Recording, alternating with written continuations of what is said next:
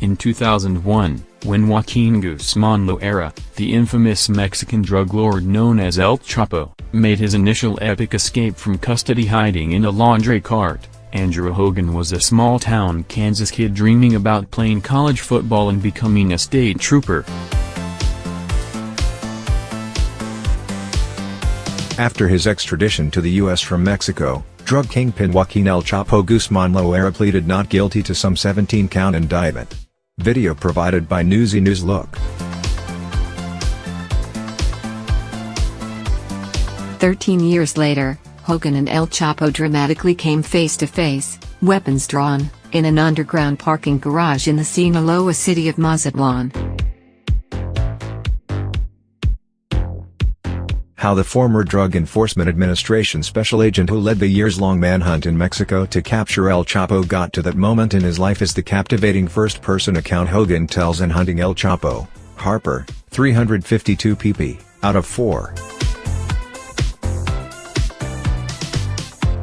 The book, written with Douglas Century and subtitled The Inside Story of the American Lawman Who Captured the World's Most Wanted Drug Lord, begins in cinematic fashion, in 2009, when Hogan has moved on from being a county deputy in Kansas to a DEA agent.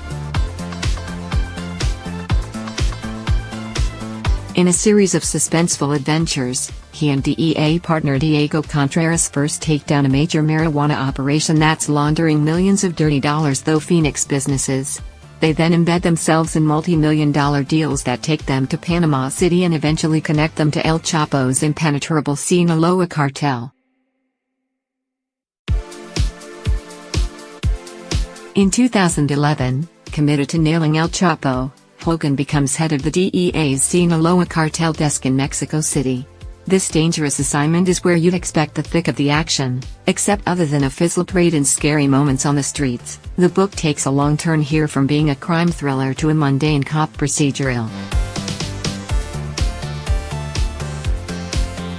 To uncover El Chapo's secret lairs, Hogan and his team methodically track thousands of cell phone texts intercepted from El Chapo's complex communications system, a multi-layered maze of encrypted devices, code words and nicknames hiding the cartel's real communications.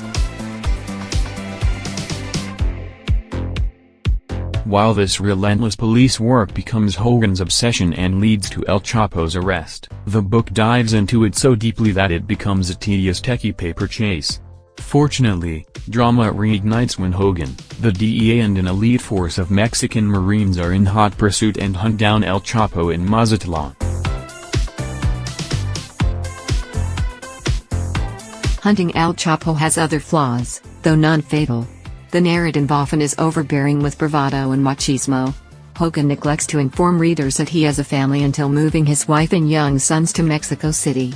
And why he uses the alias Cole Merrill throughout the book when his real name is bold-faced on its cover is a mystery. El Chapo, who was extradited to the United States, has pleaded not guilty to a 17-count indictment in U.S. federal court in Brooklyn charging him overseeing a multi-billion-dollar international drug trafficking operation that laundered money, including in the U.S., and oversaw a ruthless campaign of murders and kidnappings. It also calls for a $14 billion forfeiture in drug proceeds.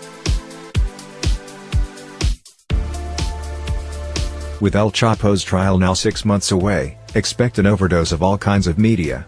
Coming in October is the memoir of the former DEA deputy administrator who oversaw years of tracking El Chapo. Meanwhile, Netflix's series El Chapo is in its second season. A film version of Don Winslow's 2015 novel The Cartel is in the works, and Sony has snapped up rights to make Hogan's book into a movie. But, for now, at least, this may be the most authentic glimpse inside the world of El Chapo. Because Hogan actually went there and did what few thought possible.